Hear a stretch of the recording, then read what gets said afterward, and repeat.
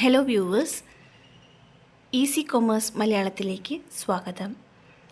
ഇന്ന് നമ്മൾ ഡിസ്കസ് ചെയ്യാൻ പോകുന്നത് മൈനർ 2 പേപ്പറായ ലീഡർഷിപ്പ് ആൻഡ് ടീം ബിൽഡിങ്ങിൻ്റെ മൊഡ്യൂൾ 3യിൽ വരാവുന്ന ഇമ്പോർട്ടൻറ്റ് ക്വസ്റ്റ്യൻസ് ആണ്. First question, define motivation. What are the importance of motivation?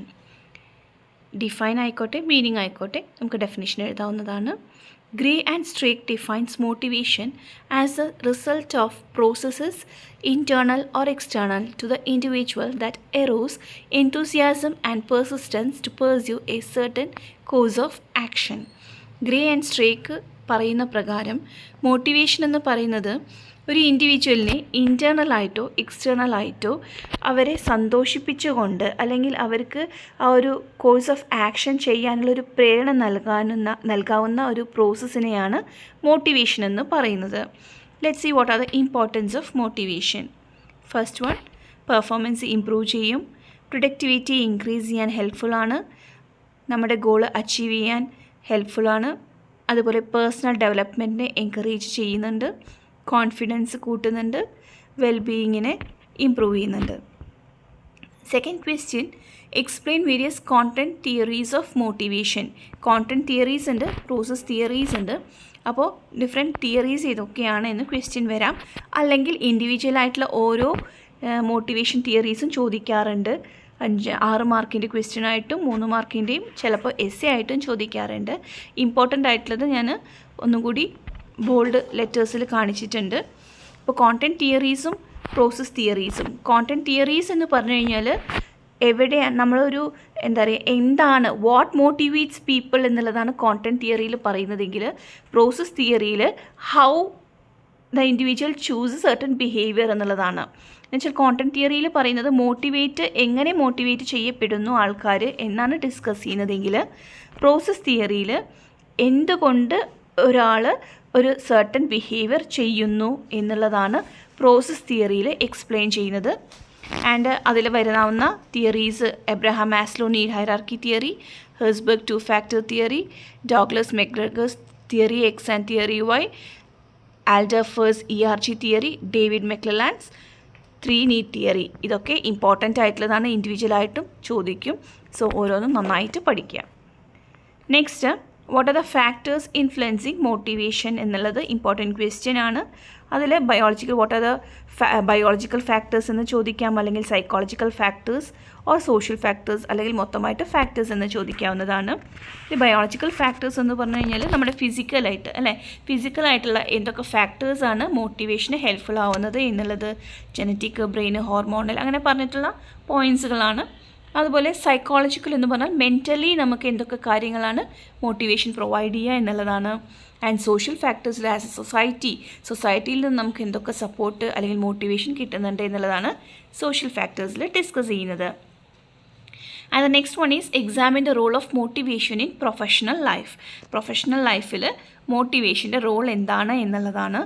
നമുക്കറിയാം ഓരോ ഓർഗനൈസേഷനിൽ എന്താണ് മോട്ടിവേഷൻ്റെ ഇമ്പോർട്ടൻസ്, എന്തൊക്കെയായിരിക്കാം. പ്രൊഡക്ടിവിറ്റി എൻഹാൻസ് ചെയ്യുക, കൂട്ടുക, അതുപോലെ കരിയറിൽ ഡെവലപ്മെൻറ്റ് കൊണ്ടുവരിക, അഡ്വാൻസ്മെൻറ്റ് കൊണ്ടുവരിക, അതുപോലെ ഇന്നൊവേഷൻ ബിൽഡപ്പ് ചെയ്യുക, അതാണ് fostering innovation. Then building team work കൊണ്ടുവരിക, അഡാപ്റ്റബിലിറ്റി എന്ന് വെച്ചാൽ ഒരു പ്രത്യേക സിറ്റുവേഷനിൽ നമ്മൾ എങ്ങനെ അഡാപ്റ്റ് ചെയ്യപ്പെടും, അത് മോട്ടിവേഷൻ അനുസരിച്ചാണ് നമ്മൾ ആ സ്പെസിഫിക് ഒരു സിറ്റുവേഷനിൽ അഡാപ്റ്റ് ചെയ്യപ്പെടുന്നത്. പിന്നെ leadership development, job satisfaction. These are the role of motivation in professional life. Next question, analyse different strategies for motivating teams and individuals in the work place. എന്ന് വെച്ചാൽ നമ്മൾ ഏതൊക്കെ സ്ട്രാറ്റജീസാണ് ഒരു ടീമിനെ മോട്ടിവേറ്റ് ചെയ്യാനോ അല്ലെങ്കിൽ അവിടെയുള്ള ഇൻഡിവിജ്വൽസിനെ മോട്ടിവേറ്റ് ചെയ്യാനോ ഉപയോഗിക്കുന്ന പലതരത്തിലുള്ള സ്ട്രാറ്റജീസാണ്. അതിൽ first strategy intrinsic versus extrinsic motivation അല്ലേ. ഇൻട്രിൻസിക് എന്ന് പറഞ്ഞാൽ എന്താണ്, ഒരു ഇൻഡിവിജ്വലിൻ്റെ ഉള്ളിൽ നിന്ന് വരുന്ന ഒരു മോട്ടിവേഷനാണ്. എക്സ്ട്രിൻസിക് എന്ന് പറഞ്ഞു കഴിഞ്ഞാൽ നമ്മൾ പുറത്ത് നിന്ന് ഓർഗനൈസേഷനിൽ തന്നെ മറ്റുള്ളവർ നമുക്ക് തരുന്ന മോട്ടിവേഷനാണ് എക്സ്ട്രിൻസിക് മോട്ടിവേഷൻ എന്ന് പറയുന്നത്. Second one is goal setting and clarity. It is related to smart criteria ഉപയോഗിച്ചുകൊണ്ടാണ് നമ്മളവിടെ ഗോൾ സെറ്റിങ്ങും ക്ലാരിറ്റിയും ഡിഫൈൻ ചെയ്യുന്നത്. ആൻഡ് തേർഡ് വൺ ഈസ് റെക്കഗ്നിഷൻ്റെ അപ്രീസിയേഷൻ. ഒബ്വിയസ്ലി എന്ത് ചെയ്യുന്നുണ്ട്, റെക്കഗ്നിഷനും നമ്മൾ ഒരു ഓർഗനൈസേഷനിൽ നമുക്ക് കിട്ടുന്ന റെക്കഗ്നിഷനും അപ്രീസിയേഷനും നമുക്ക് എന്തായിരിക്കും, മോട്ടിവേഷൻ തരുന്നതായിരിക്കും. Then professional development opportunities. ഒരു ഓർഗനൈസേഷനിൽ നമുക്ക് ഡെവലപ്മെൻറ്റ് പ്രൊഫഷണലി ഡെവലപ്പ് ചെയ്യാനുള്ള ഓപ്പർച്യൂണിറ്റീസ് ഉണ്ടെങ്കിൽ അത് നമുക്ക് എന്താണ്, മോട്ടിവേഷനാണ്. And empowerment and autonomy. ചില സമയത്ത് നമുക്ക് ഒരു ഇമ്പോർട്ടൻസ് കിട്ടുന്നത് അല്ലേ, ഒരു ഡിസിഷൻ മേക്കിങ്ങിൽ നമ്മളെ പാർട്ടിസിപ്പേറ്റ് ചെയ്യുന്നത്, അല്ലെങ്കിൽ നമുക്ക് എന്തെങ്കിലും അധികാരങ്ങൾ, ഓട്ടോണമി, ഒരു ഡിസിഷൻ എടുക്കാനുള്ള ഓട്ടോണമി തരികയാണ് എന്നുണ്ടെങ്കിൽ അതും ഒരു സ്ട്രാറ്റജിയാണ് മോട്ടിവേറ്റ് ചെയ്യാനുള്ളത്. പിന്നെ team building and collaboration. Team ബിൽഡിങ്ങും കൊളാബറേഷനും ഒരുമിച്ചുള്ള പ്രവർത്തനമൊക്കെ നമുക്ക് മോട്ടിവേഷൻ തരുന്നുണ്ട്. And wellbeing and work life balance അല്ലേ, നല്ല രീതിയിൽ നമുക്ക് നല്ല ഒരു ഇൻക്രിമെൻറ്റും കാര്യങ്ങളൊക്കെ വെൽബീയിങ് നല്ല രീതിയിൽ ആ ഓർഗനൈസേഷനിൽ നിൽക്കാനുള്ള സപ്പോർട്ട് കിട്ടുന്നത്, അല്ലെങ്കിൽ വർക്ക് ലൈഫ് ബാലൻസ്, വർക്കും ലൈഫും ബാലൻസ് ചെയ്യുന്ന രീതിയിലുള്ള സപ്പോർട്ട് ഓർഗനൈസേഷനിൽ ഉണ്ടാവുന്നതും നമുക്ക് മോട്ടിവേഷൻ തരുന്ന ഒരു സ്ട്രാറ്റജിയാണ്. And the last one is feedback and continuous improvement. നമുക്ക് നമ്മുടെ ആക്ടിവിറ്റീസിലൊരു ഫീഡ്ബാക്ക് തരികയും ആ തരുന്നതിലൂടെ നമുക്ക് എന്ത് ചെയ്യാൻ പറ്റും, നമ്മുടെ ഒരു വർക്കിലെ ഇമ്പ്രൂവ്മെൻറ്റ്, കണ്ടിന്യൂസ് ആയിട്ട് ഇമ്പ്രൂവ്മെൻറ്റ് കൊണ്ടുവരാൻ സാധിക്കും. That is also A kind of motivation. Next question, explain the SMART criteria for setting goals and discuss its importance in making goals clear and achievable. അപ്പോൾ അതിൽ നമുക്ക് എന്താണ് സ്മാർട്ട് ക്രൈറ്റീരിയ എന്നുള്ളത് explain ചെയ്യണം. Smart criteria എന്ന് പറഞ്ഞാൽ specific, measurable, achievable, relevant and time bound. ഇങ്ങനെയുള്ള ക്രൈറ്റീരിയയാണ് നമുക്ക് ഒരു ഗോൾ അച്ചീവ് ചെയ്യാൻ അത്യാവശ്യം വേണ്ടുന്ന ക്രൈറ്റീരിയാസ്. പിന്നെ അടുത്തത് അതിൻ്റെ ബെനിഫിറ്റ്സ് പറയുന്നുണ്ട്. ഈ സ്മാർട്ട് ക്രൈറ്റീരിയ ഉപയോഗിച്ചുകൊണ്ട് അല്ലെങ്കിൽ ഗോൾ അച്ചീവ് ചെയ്യുന്നതിനുള്ള ബെനിഫിറ്റ്സ് എന്തൊക്കെയാണ്? പ്രൊവൈഡ്സ് ഡയറക്ഷൻ ആൻഡ് ഫോക്കസ് അല്ലേ, ഡയറക്ഷനും ഫോക്കസും കിട്ടുന്നുണ്ട്. അതുപോലെ മോട്ടിവേഷൻ കൂട്ടാൻ ഹെൽപ്ഫുള്ളാണ്. ഡിസിഷൻ മേക്കിംഗ് ഫെസിലിറ്റേറ്റ് ചെയ്യുന്നുണ്ട്. ടൈം മാനേജ്മെൻറ്റ് ഇംപ്രൂവ് ചെയ്യുന്നുണ്ട്. Encourages personal and professional growth. പിന്നെ അതുപോലെ പ്രോഗ്രസ്സ്, നമ്മുടെ എത്രത്തോളം പ്രോഗ്രസ് ഉണ്ടോ എന്ന് ട്രാക്ക് ചെയ്യാൻ പറ്റും. അതുപോലെ കോൺഫിഡൻസ് ബൂസ്റ്റ് ചെയ്യും, സെൽഫ് എസ്റ്റീം കൂട്ടും. അതുപോലെ ടീം കൊളാബറേഷൻ ഹെൽപ്ഫുള്ളാണ്. പിന്നെ നെക്സ്റ്റ് ക്വസ്റ്റ്യൻ ആണ്, analyse different strategies four overcoming obstacles and set backs. നമുക്ക് പലതരത്തിലുള്ള തടസ്സങ്ങളും ഒബ്സ്റ്റാക്കിൾസ് എന്ന് പറഞ്ഞു കഴിഞ്ഞാൽ എന്താണ്, പലതരത്തിലുള്ള ഹിൻഡ്രൻസ് അല്ലെങ്കിൽ ബ്ലോക്കുകൾ, തടസ്സങ്ങൾ. സെറ്റ് ബാക്സ് എന്ന് പറഞ്ഞാൽ അൺഎക്സ്പെക്റ്റഡ് ആയിട്ട് എന്തെങ്കിലും സിറ്റുവേഷൻസ് ഉണ്ടാവുകയാണെങ്കിൽ അതാണ് സെറ്റ് ബാക്ക് എന്ന് പറയുന്നത്. അപ്പോൾ അത് നമുക്കൊരു ബുദ്ധിമുട്ടായിട്ട് വരുമ്പോൾ, ഒരു ഗോൾ അച്ചീവ് ചെയ്യാൻ വേണ്ടി എന്തെങ്കിലും ടെമ്പററി ആയിട്ടുള്ള ഒരു തടസ്സം നേരിടുകയാണെങ്കിൽ അതാണ് സെറ്റ് ബാക്സ് എന്ന് പറയുന്നത്. അപ്പോൾ ഇത് രണ്ടും എന്താണെന്ന് ചോദിക്കാൻ 3 മാർക്സിൻ്റെ ക്വസ്റ്റ്യൻ ആയിട്ട് വരും. പിന്നെ അതിൻ്റെ സ്ട്രാറ്റജീസ് ആണ്. സ്ട്രാറ്റജീസ് മീൻസ് എങ്ങനെയാണ് നമുക്കിത് ഓവർകം ചെയ്യാൻ പറ്റുക, ഇതെങ്ങനെയാണ് നമുക്ക് ഈ തടസ്സങ്ങളെ നമുക്ക് മറികടക്കാൻ സാധിക്കുക എന്നുള്ളത്.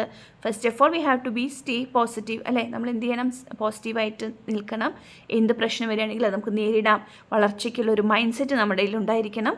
പിന്നെ break goals into small manageable task അല്ലേ, നമ്മുടെ ഗോൾസിനെ നമ്മൾ എന്ത് ചെയ്യണം, മാനേജബിൾ ആക്കാവുന്ന രീതിയിൽ സ്മോളർ ആയിട്ടുള്ള ടാസ്കുകളാക്കി കൺവേർട്ട് ചെയ്യുക.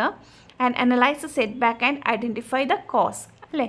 അതുപോലെ സെറ്റ് ബാക്ക്, ഒരു തടസ്സം വരാൻ പെട്ടെന്ന് അൺഎക്സ്പെക്റ്റഡ് ആയിട്ട് എന്തു പറ്റി എന്നുള്ളത് അനലൈസ് ചെയ്യാനും എന്നിട്ട് അതിൻ്റെ കാരണങ്ങൾ കണ്ടുപിടിക്കുകയും ചെയ്യുക.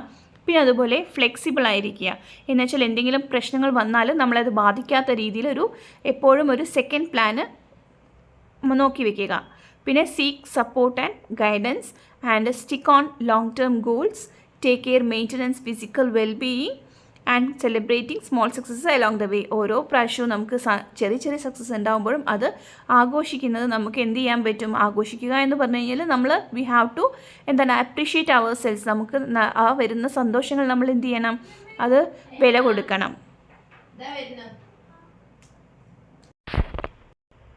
ഇത്രയുമാണ് ഇമ്പോർട്ടൻറ്റ് ക്വസ്റ്റ്യൻസ് ആയിട്ട് തേർഡ് മൊഡ്യൂളിൽ നിന്ന് കണ്ടിട്ടുള്ളത്. ഫുൾ പോർഷൻ കവർ ചെയ്യാൻ പറ്റുന്നവർ അത് തന്നെ ചെയ്യാം കേട്ടോ. Okay, thank you.